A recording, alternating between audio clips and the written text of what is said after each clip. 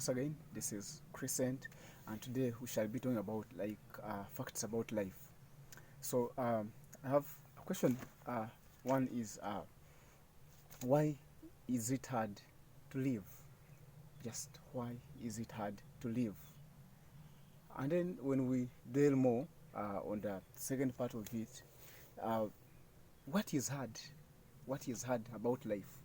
About two. Now, one, it's why is it hard to live, and then what is hard about life. But here, I want to let you know that the hard part begins with actually the initial acceptance of that fact that dying to yourself is actually necessary and good. Dying to yourself is actually necessary and good. Maybe you could be actually now wondering, and you're like, dying to myself? How can I die to myself? Or maybe, why should I accept to die? But here, this is the fact that I want to let you know.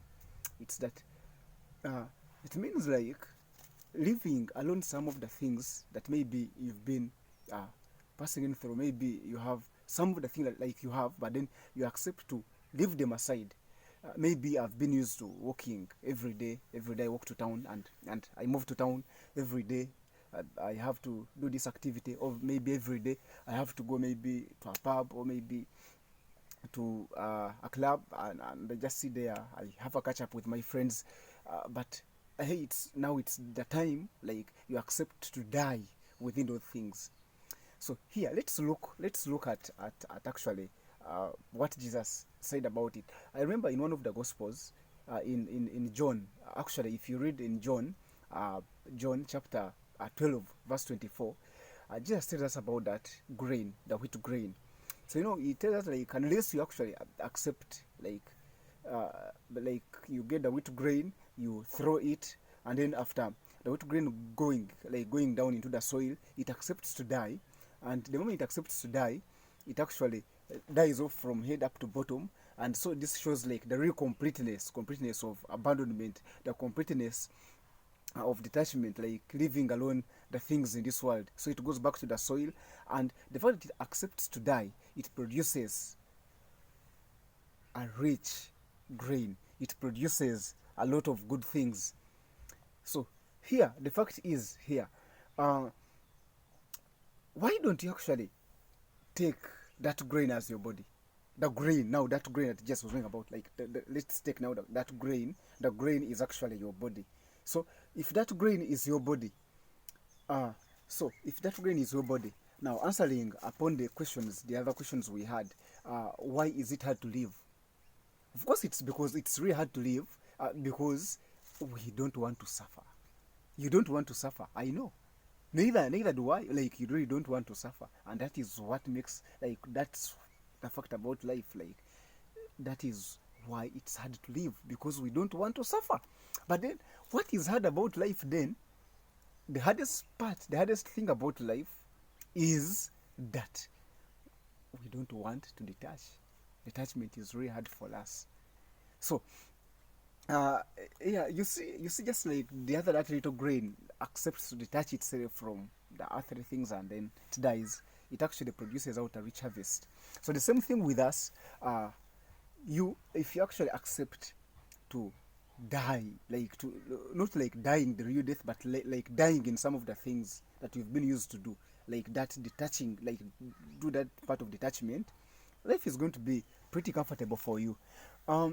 You can actually see, like, let go of some of the things like you've been used to. You can just let go of them, because if you actually want God, if you want God to really work miracles in you, you really yearn to see those miracles of God, then you must be ready and willing to let go of all things. If you really want to see that thing happening, you must be like, you need to enter into this time of abandonment. Like, you just enter into this atmosphere of abandonment. Abandon your will, your preference, your desires, and maybe your hopes. Because when you accept to actually enter into that time of abandonment, that's that's the clear point where actually you will actually be dying onto yourself, and by the time you rise up again, then miracles and wonders will be happening into your life.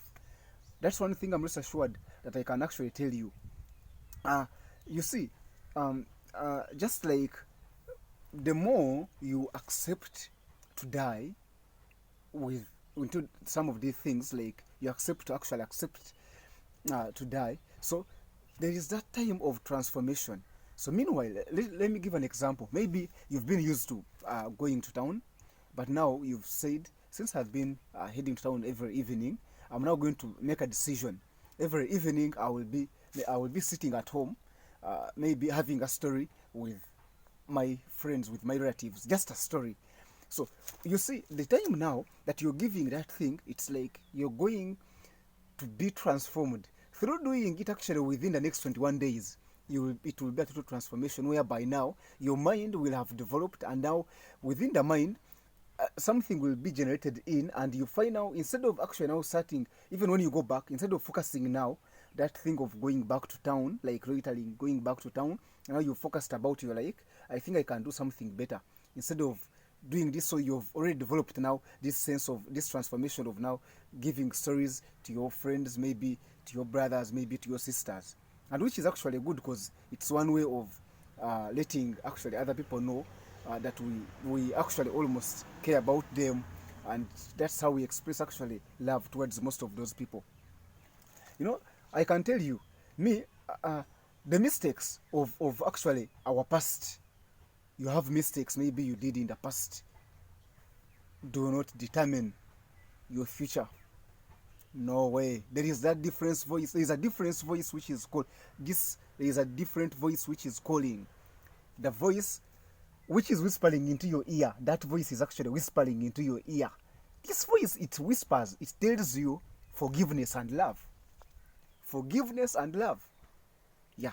So don't actually dwell more about maybe in the past, what did I do? Maybe things in the past were hard. Maybe I tried maybe to figure out to work out on this job. Maybe they employed me here in school, and then came to school. I started teaching. I taught, but then things didn't come out well, and maybe they didn't pay me maybe my wage.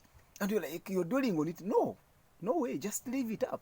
Don't dwell on maybe someone employed me at some workplace, and maybe this boss was abusing me, like using abusive language, and maybe I was overexploited at work, and you're like, because of that, now you're dwelling it more, you're dwelling more on it, and then you're forgetting what God actually would do for you. So for me, I tell you, it's actually high time for you to come up, like to raise up. So what think about, what is God calling you to let go of? Is it most of the things you've been doing? Think about what God is letting you to go of. And then, what is that thing that He wants you to surrender?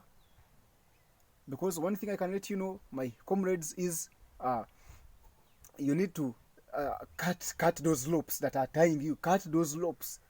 Cut the loops, so that by the time you cut those loops, it will help you to bring more people, to bring more souls closer to Him, to the Almighty, once you accept to do it. So, brothers and sisters, surrendering is the key to letting God do greater things in your life. Why not surrender? Surrender today. Thank you. Bye.